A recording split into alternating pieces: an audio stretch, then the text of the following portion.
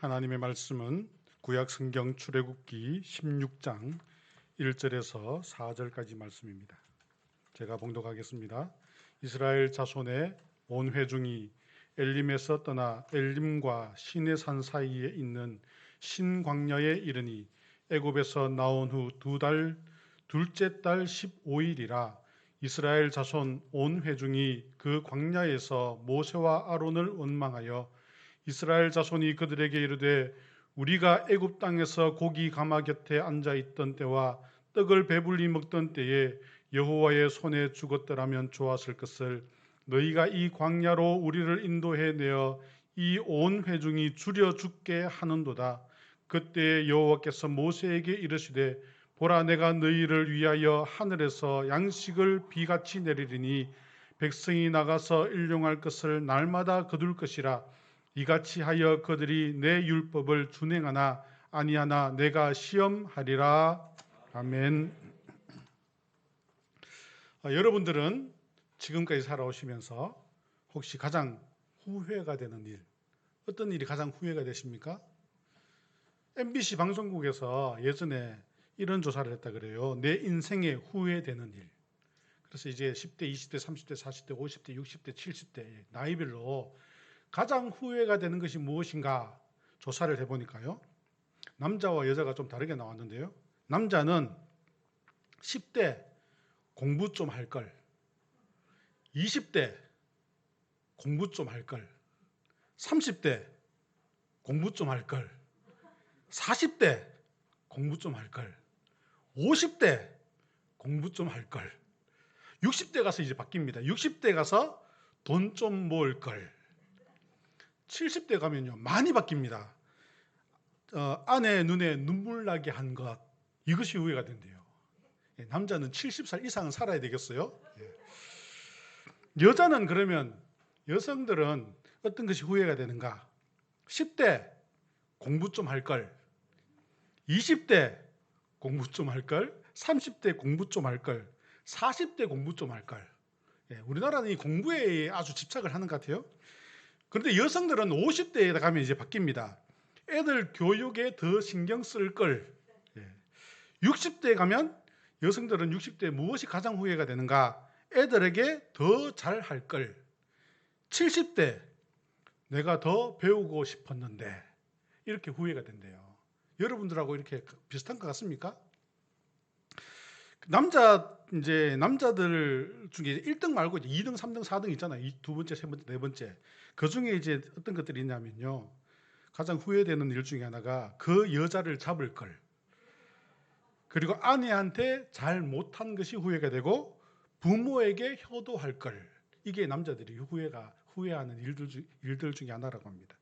그럼 여성들은 이 두 번째, 세 번째, 네 번째 어떤 것이 있냐면요. 가장 후회되는 것이 결혼 잘못한 것. 이 남자와 결혼한 것. 이것이 후회가 된대요. 그리고 이 집안에 시집 온 것. 이제 이것이 후회가 된다고 합니다. 이 조사를 가만히 보면서 제 나름대로 생각을 해보니까 남자들은 그런 것 같아요. 무엇을 잘 못해준 것에 대해서 후회를 하고 여성들은 무엇을 잘못 선택한 것에 대해서 후회를 하는 것 같아요. 여러분들은 혹시 어떤 후회가 있었습니까?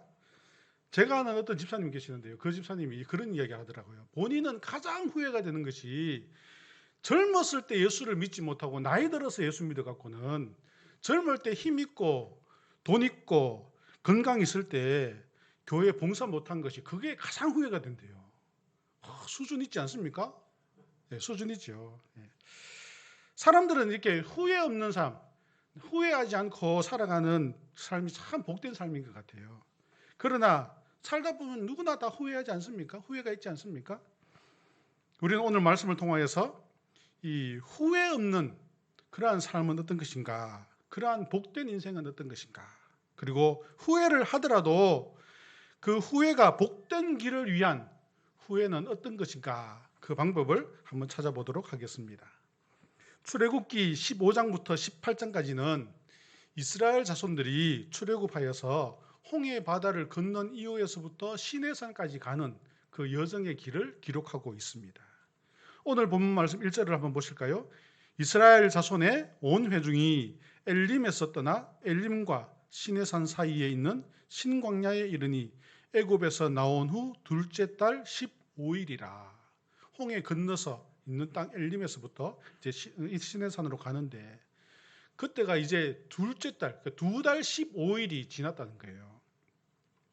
이스라엘 백성들이 애굽에서 나와서 광야로 들어섰습니다. 광야로 딱 들어섰을 때 그냥 그 길이 가나안으로 확 가게 되는 줄 알았어요. 그런데 자기들을 가라고 했던 그 애굽 군대들이 뒤에서 쫓아오는 거예요. 그런데 도망가려고 보니까 앞에 홍해가 막혀져 있는 것입니다. 그래서 어떡하나 그럴 때 하나님께서는 기적과 같은 역사를 베풀어 주셔서 그 홍해 바다를 탁 갈라주셨어요. 그리고 그 홍해 바다를 걸음으로 육지를 건너듯이 탁 건너가고 이스라엘 자손들이 다 건너가고 나니까 그 바닷물이 다시 탁 합쳐져서 뒤에 쫓아오던 애굽 군대가 다 죽게 되는 이러한 하나님의 역사를 체험하게 된 거예요. 물론 이전에 애굽에서 나올 때 10가지 재앙만 해도 기적들 아닙니까? 그런 기적들을 체험한 그러한 이스라엘 백성들이었습니다. 여러분들이 만약에 그 이스라엘 백성들, 이스라엘 자손들이었다면 어떨 것 같습니까? 애국 군대가 쫓아오다가 홍해 바다가 확 다 죽었어요. 어떨 것 같아요? 신나지 않습니까? 이제 그때부터는 영광 영광 할렐루야 이러면서 막 갈 것 같잖아요. 예, 그러면서 갈 것 같아요. 갈 것 같아요. 그런데 오늘 말씀을 보면요. 뭐라고 하고 있냐면요. 본문 2절 말씀. 우리 2절 말씀을 다 같이 한번 읽어보겠습니다. 시작. 이스라엘 자손 온 회중이 그 광야에서 모세와 아론을 원망하여 찬송하면서 나가도 모자랄 건데 원망하고 있다 그래요. 왜 이스라엘 백성들이 이와 같이 하나님의 그 능력을 체험하였음에도 불구하고 성령이 충만해야 함에도 불구하고 그들은 왜 하나님을 원망하게 되었겠습니까?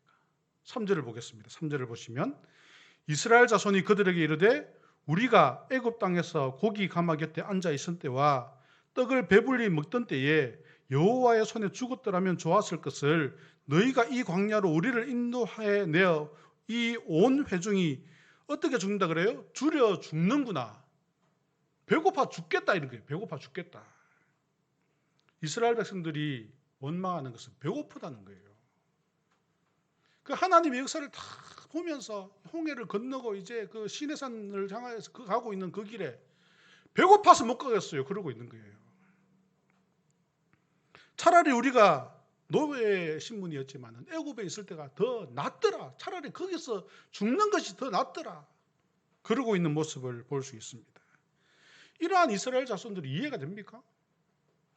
참 이해가 안 되죠. 조금 전까지만 해도 그 하나님의 역사를 체험한 이 백성들이 배고프다고 도리어 원망하면서 나아가고 있더라는 것입니다. 하나님께서 약속하신 가나안 땅으로 가는 그 길 가운데 있는데 바로 사명을 감당하는 그 길 가운데 있는데 배고파서 못 살겠다는 거예요. 배고파서 못 살겠다. 참 이해가 안 되는 그런 장면이 나타나고 있는 것을 볼 수 있습니다.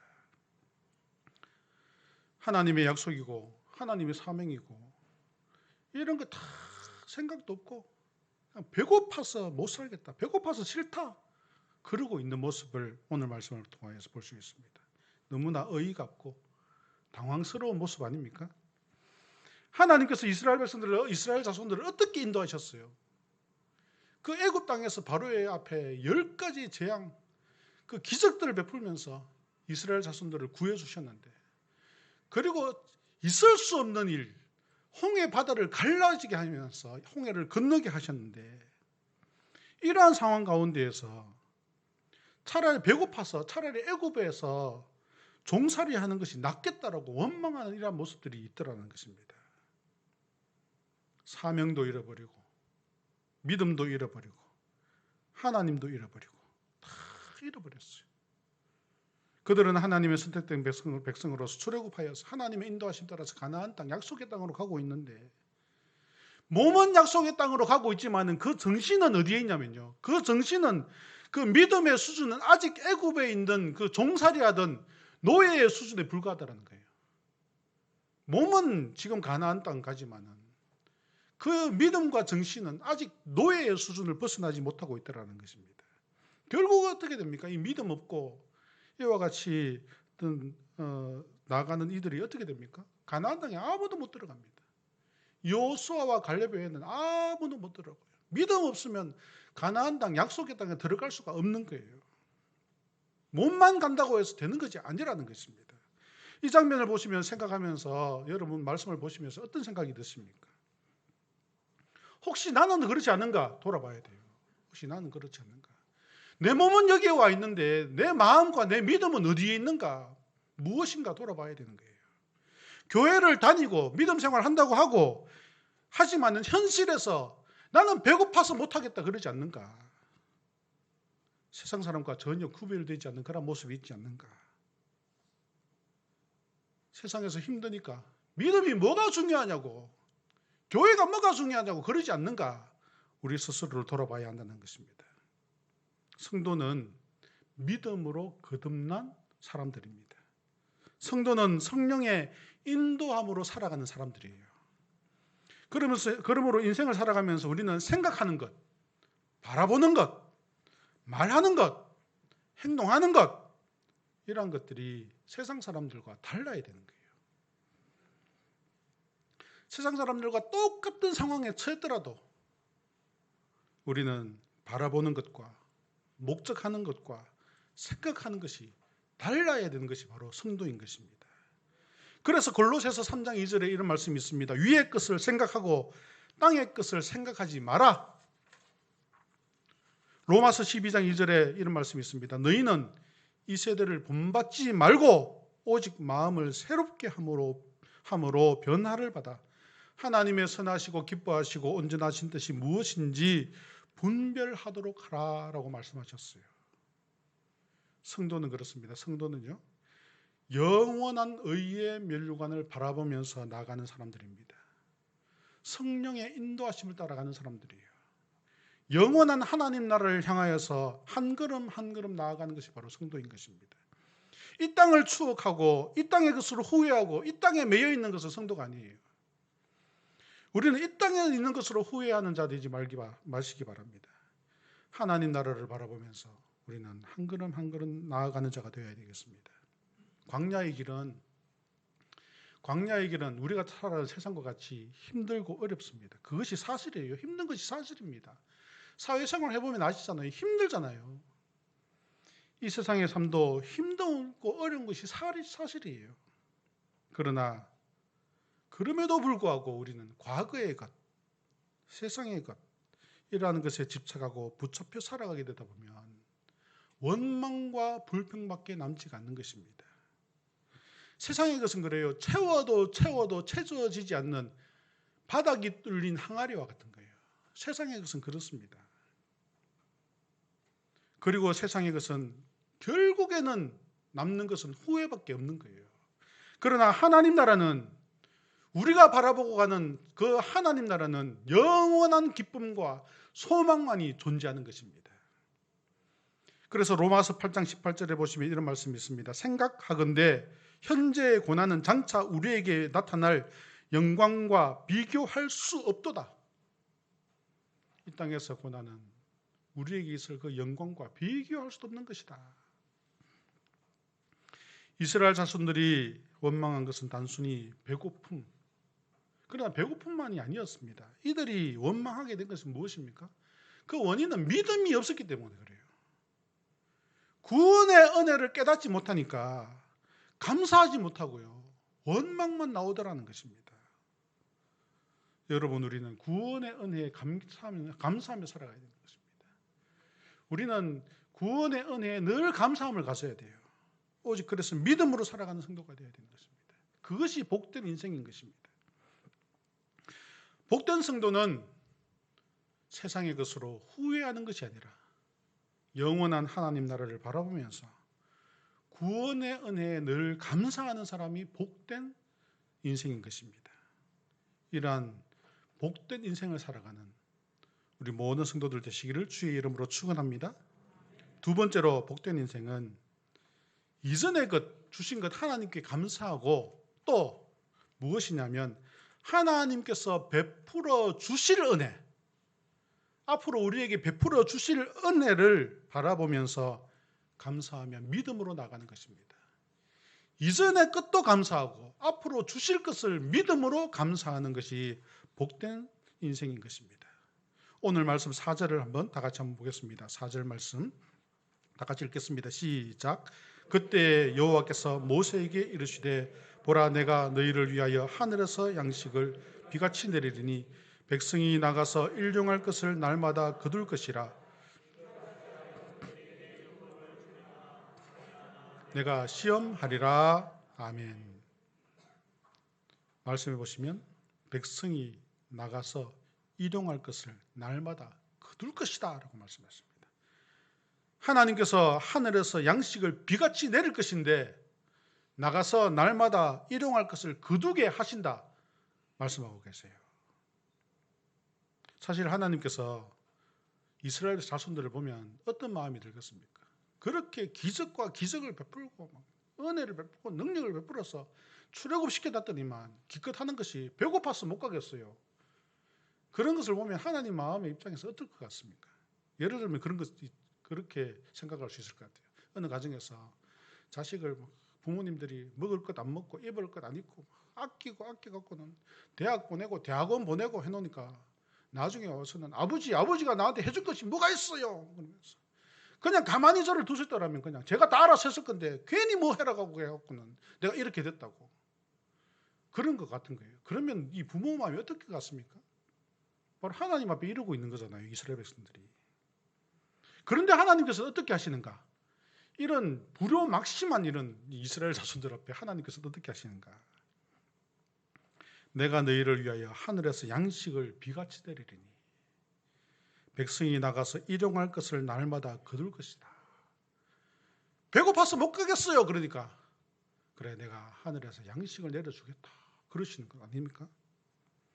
이스라엘 자손들의 불평과 원망에도 불구하고 하나님께서는 그들을 심판하시고 벌 주시기보다 어떻게 하십니까?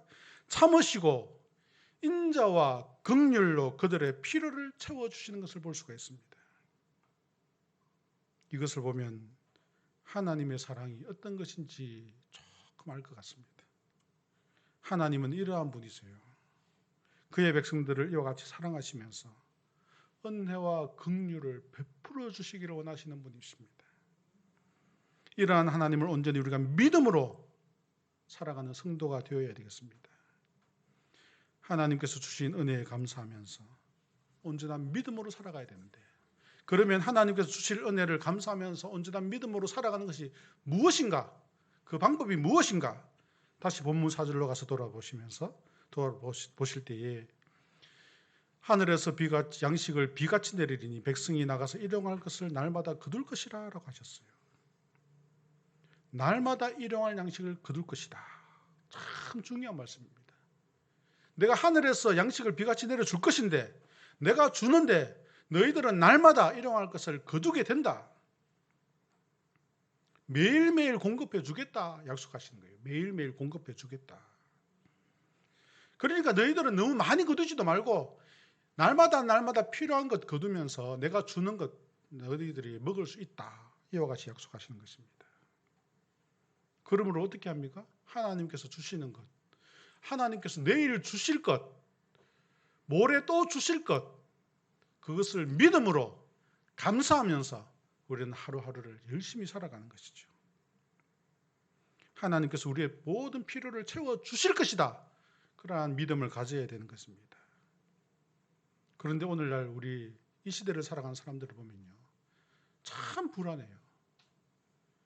많은 사람들이 너무너무 불안합니다. 특히 지금 코로나19가 오고부터 얼마나 불안한지 모든 사람이 다 이 불안에 지금 쌓여져 있는 것 같습니다. 그래서 미래에 대한 두려움, 걱정, 이 두렵고 걱정되다 보니까 너무 심하다 보니까 이제 우울증까지 오게 되는 거죠. 그러다 보니까 이제 사람들이 어떻습니까? 내가 더 잘 살아야 돼. 더 많은 것을 모아야 돼. 다른 사람 어떻게 되든지 상관없어. 그냥 내만 잘 되면 돼. 나라가 어떻게 되든지 상관없어. 내만 잘 되면 돼. 내만 안전하면 돼. 저는 이 설교를 준비하면서 그런 생각이 들더라고요. 이 나라 지금 이 우리나라가 얼마나 지금 혼란스럽고 위기 상태 아니면 위기 상황이잖아요. 국가 위기 상황인데 사실 저는 뭐 정치에 대해서 그런 이야기 하고 싶진 않아요. 이 국가 위기 상황에 처위에 있는 분들은 어떻게 있습니까? 몇 시까지 장사하고 장사하지 마. 8명만 모여. 그냥 국민들에 대한 별 생각이 없는 것 같아요. 교회에 모이지 마. 앉아서 그냥 이렇게 해. 그러면 끝나는 줄 알아요. 본인들은 어떻습니까? 본인들은 그런 것에 대해서 전혀 어떤 어려움을 당하지 않으니까. 그러니까 나라에서 그냥 주는 거 그대로 그냥 받으면 되니까. 가만히 있어도 그냥 채워지니까. 국민들이 어떻게 살아가는지 그런 거에 대해서 별로 관심이 없는 것 같아요. 물론 앞에서는 관심이 있다 그러죠. 그러나 국민들의 그러한 어려움을 못 느끼는 것 같은 것이 너무나 안타까운 것 같아요. 국민들은, 사람들은 불안하고 떨리는 가운데에서 두려움 가운데 살아가고 있다는 것입니다. 그러나 우리는 이 가운데서도, 이 코로나19 상황 가운데서도 우리가 가져야 할 것은 무엇입니까? 하나님께서 일용할 양식을 주실 것이다. 이것을 믿어야 돼요. 하나님께서 우리에게 필요한 것을 채워주실 것이다. 물론 힘듭니다. 어려워요. 불안합니다. 내일을 알지 못하니까 얼마나 불안합니까? 그러나 하나님께서 하나님의 백성들을, 그 자녀들을, 자손들을 그냥 버려두시지 않을 것이다. 날마다 그 필요를 채워주실 것이다 약속하셨어요. 성도들은 이 약속을 믿으며 살아가는 성도가 되어야 되는 것입니다. 그것이 바로 복된 삶의 인생인 것입니다. 하나님을 믿지 않고 그냥 내가 그냥 모든 것을 준비해야 되겠다. 안 되겠다. 내가 이러다가는 큰일 나겠다. 그래서 모으고 끌어모으고 그런 사람들 있잖아요. 그러다 보니까 어떻게 됩니까? 욕심만 생기고 다른 사람들은 눈에 들어오지도 않습니다. 그러면서 그 마음에는 어떠한 것이 생깁니까? 하나님 없이도 나는 살아갈 수 있도록 준비해야 되겠어. 하나님 없이도 나는 살아갈 수 있도록 준비해야 되겠어. 그런 마음이 드는 거예요. 그것이 바로 불신앙이죠. 불신앙이 싹트게 되는 것입니다. 어려운 시기일수록 불신앙이 싹트게 되는 거예요. 그러다 보니까 재산을 많이 쌓아두려고 하는 것입니다. 이웃에 대해서 생각하지 않아요. 다른 사람은 어떻게 되는지 생각하지 않는 것입니다. 그러나 우리는, 성도들은 어떻게 해야 되겠습니까? 물질에 의지하고 매달리면 안 되는 것입니다. 물질은 매달리면 매달릴수록 더 허전하고 후회되는 것이 물질이에요. 제가 아는 한 집사님의 그 동생이, 제가 얼마 전에 들으니까 강남에서 식당을 하시는데, 서울 강남에서 식당을 하시는데 예전에는 막 순수익이 2천만 원, 3천만 원 이렇게 벌었대요. 그런데 지금은 소득이 완전 코로나 이후로 그냥 줄었대요. 그래 얼마나 줄었는데, 그러니까 800만 원, 900만 원밖에 못 번대요. 그래서 이것을 정말 웃어야 될지 울어야 될지. 그러면서도 다른 서민들의 입장에서 그만큼이면 큰 수입이잖아요. 그래도 허전한 거죠. 끊임없이 허전한 것입니다. 세상은 그렇습니다. 모아도 허전한 것이 세상 것입니다.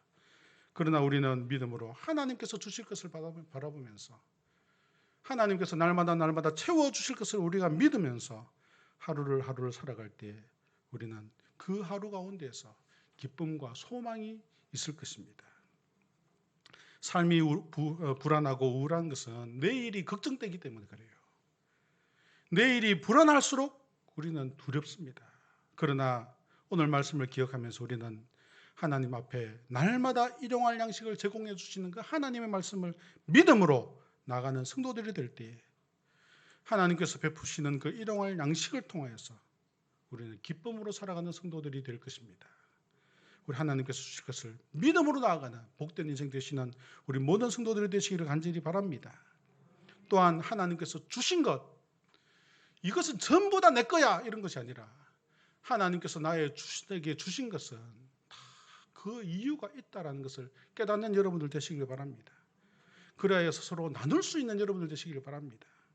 누가복음 12장 16절에서 21절에 보시면요, 부자에 대한 그런 비유가 나옵니다. 한 부자가 있었는데 그 밭에 소출이 풍성하였어요. 부자는 생각하기를 내가 곡식을 쌓아둘 곳이 없으니 창고를 더 크게 지어서 이 모든 곡식을 거기에 쌓아두고, 19절에 보시면 그런 말씀이 있어요. 또 내가 내 영혼에게 이르되 영혼아 여러 해 쓸 물건을 많이 쌓아두었으니 평안히 쉬고 먹고 마시고 즐거워하자 하리라. 부자는 많은 곡식을 이제 수확하게 되어서 그것을 창고를 짓고 내가 이제 여러 해 동안 편안히 살자. 그런 마음을 먹고 있다라는 것입니다. 그때 하나님께서 이 부자에게 어떤 말씀하십니까? 어리석은 자여 오늘 밤에 내 영혼을 도로 찾으리니 내 준비한 것이 누구의 것이 되겠느냐? 21절에 자기를 위하여 재물을 쌓아두고 하나님께 대하여 부유하지 못한 자가 이와 같으니라 라고 말씀하십니다. 오늘 우리는 이 시대를 살아갈 때 이 부자와 같은 모습을 가지면 안 되겠습니다. 물론 그렇습니다. 많은 것을 수확할 수 있었다는 것, 그것은 그만큼 노력한 거죠. 그만큼 공부 열심히 한 거예요. 공부한 것을 공부 못한 것이 후회해야 한다 그랬잖아요. 그러나 이 사람이 부유하게 된 것은 그만큼 노력하고 수고한 것이 있을 것입니다. 그래서 많은 것을 거두게 되었을 거예요. 많은 것을 거두는 것은 그것이 나쁜 것이 아니에요. 우리 성도들도 많은 것을 거두어야 돼요. 세상에서 열심히 살아갖고는 많은 것을 수익을 얻을 수 있어야 되는 것입니다. 그러나 그것으로 내 혼자 수년 동안 평안히 살자 그런 것이 아니라 하나님께서 나에게 주신 것, 이것은 모두 다 하나님께서 나에게 주신 것이다 고백하고 감사하고 이웃과 함께 나누면서 가난한 자도 돌아볼 줄 알고 힘들고 어려운 자도 도와줄 줄 아는 그러한 삶이 될 때에 가장 복된 인생을 살아가는 성도가 될 수 있을 것입니다. 성도는 열심히 수고해서 많은 수확을 거두는 것, 그것은 성도든 누구든 그렇게 해야 되는 것입니다. 그러나 하나님께서 주신 것을 알고 고백하고 감사하면서 나눌 줄도 알고 베풀 줄도 아는 것, 그것이 바로 성도의 온전한 모습인 것입니다. 미국의 유명한 백만장자인 큰 부자였던 록펠러의 이야기를 제가 본 적이 있습니다. 록펠러가 어릴 때는 그렇게 부유하지 않게 가난한 삶, 어린 유년 시절을 보내었다 그래요. 그런데 열심히 노력해서 33세 되었을 때 백만장자가 되었다 그래요. 그 당시에. 그리고 40대가 되었을 때에는 미국에서 가장 큰 부자가 되었고요. 50대가 되어서 세계에서 가장 큰 부자가 되었다 그럽니다. 그런데 이 록펠러가 55세가 되었을 때 불치병 판정을 받았대요. 그래서 이제 불치병 판정을 받고 의사가 당신은 1년밖에 못 삽니다. 그랬대요. 그래서 이제 그 병원 가서 진단받고 이제 치료받고 하면서 하루는 병원을 갔는데 휠체어 타고 병원 복도를 가다 보니까 액자에 그런 말이 써져 있었다고 그래요. 주는 자가 받는 자보다 복이 있다. 주는 자가 받는 자보다 복이 있다. 이거를 딱 보고는 너무나 감동이 되었던 거예요. 그래서 자기 스스로를 돌아보면서 내 인생이 참 이렇게 후회가 되는구나 그런 생각을 하고 있는데 그때 마침 저기서 막 다투는 소리가 나는 거예요. 저 복도 끝에서 막 다투는데 그 병원의 어떤 이제 병원 직원과 어떤 그 환자 그 환자가 어떤 환자냐면 딸이 병원에 입원해 있는데 지금 돈이 없으니까 이 병원에서 나가라 그러는 거예요. 그러니까 그 어머니가 무릎을 꿇고 애원하면서 조금만 더 치료해 주세요. 조금만 더 치료해 주세요. 막 그러고 있었던 거예요. 그 모습을 딱 보더니만 록펠러가 비서를 불러갖고는 저 여인에게 저 소녀의 병원비를 대어 주세요. 이렇게 이제 이야기를 했다 그래요. 그래서 이제 그 비서가 병원비를 딱 대주고는 그리고 얼마 이제 며칠 지난 후에 보니까 그 이제 소녀가 이제 다 건강을 회복하고 퇴원하는 모습을 딱 보게 되었는데 그것을 보면서 자기가 이 록펠러가 지금까지 인생을 살면서 느꼈던 가장 보람되고 행복을 느꼈다는 거예요. 물론 그전에도 록펠러는 기부도 해왔었고 그전에도 물론 여러 가지 좋은 일을 했었지만은 이 순간 자기는 가장 큰 행복을 느끼게 되었다라는 것을 깨닫고 그때부터 지금까지 했던 것보다 더 많은 것으로 그리고는 그는 전 재산을 다 사회를 위하여서 환원하면서 살 때 1년밖에 못 산다 그랬는데 97세까지 살면서 많은 그러한 어떤 사회를 위하여서 좋은 일을 하였다라는 이야기를 본 적이 있습니다. 우리가 가장 복된 삶을 살아가는 것은 이와 같이 하나님께서 주신 것에 감사하고 하나님께서 주실 것에 감사하고 하나님께서 주신 것을 함께 나눌 수 있을 때 가장 복된 삶이다라고 생각되었습니다. 요즘 사람들은 참 물질의 노예가 되는 모습 같습니다. 물질 때문에 서로 고통을 주기도 하고요. 물질 때문에 많은 눈물을 흘리기도 합니다. 여러분들 중에 혹시 세상에서 하루하루 힘든 삶을 살아가는 분 계십니까? 불안한 그러한 하루하루를 살아가는 분 계십니까? 오늘 말씀은 우리에게 말씀하십니다. 일용할 양식을 베풀어 주실 것이다. 일용할 양식을 주실 것이다. 이것을 믿고 힘내시는 여러분들 되시길 바랍니다. 또 혹시 여러분들 중에 열심히 공부하고 노력해서 다른 사람들보다 더 많은 것을 거둘 수 있는 그러한 분들 계십니까? 참 잘하셨어요. 더 많은 것을 거두어서, 더 많은 것을 이루어서 그것을 통하여서 이웃과 함께 나눌 수 있는 성도들이 되시길 바랍니다. 지금 우리 주변에는 우리의 도움이 필요한 가난하고 힘든 이들, 특별히 코로나19로 인하여서 어렵게 하루하루를 지내는 사람들이 많이 있습니다. 하나님께서 우리에게 큰 은혜를 베풀어 주신 것, 많은 것을 우리에게 맡겨주신 것, 바로 이러한 때를 위함이 아닌가라고 생각되어집니다. 잠언 19장 17절에 보시면 이런 말씀이 있습니다. 가난한 자를 불쌍히 여기는 것은 여호와께 구워 드리는 것이니 그의 선행을 그에게 갚아 주시리라. 힘들게 살고 고난의 길을 사는 사람들에게 믿음으로 이겨내라. 우리가 말로만 믿음으로 이겨내라. 믿음으로 이겨내라. 할 것이 아니라 그 말을 하기 전에 먼저 도와줄 수 있는, 손을 내밀어 줄 수 있는 여러분들 되시길 바랍니다. 또한 주신 것에 감사하고 앞으로 주실 것에 감사하면서 이 세상의 것으로 후회하지 않고 하나님께서 주신 것에 감사하며 살아가는 복된 인생 되시기를 주님의 이름으로 축원합니다. 다 같이 기도하겠습니다. 고마우신 하나님 아버지, 오늘 이 저녁에도 주님의 전에 불러주셔서 주님께 온전히 예배 드리게 하시니 감사합니다.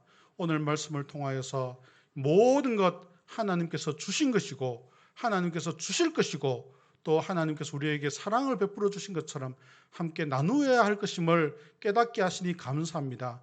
이러한 풍성한 은혜가 넘치는 복된 인생 되게 하여 주시옵소서. 예수님의 이름으로 기도드립니다. 아멘.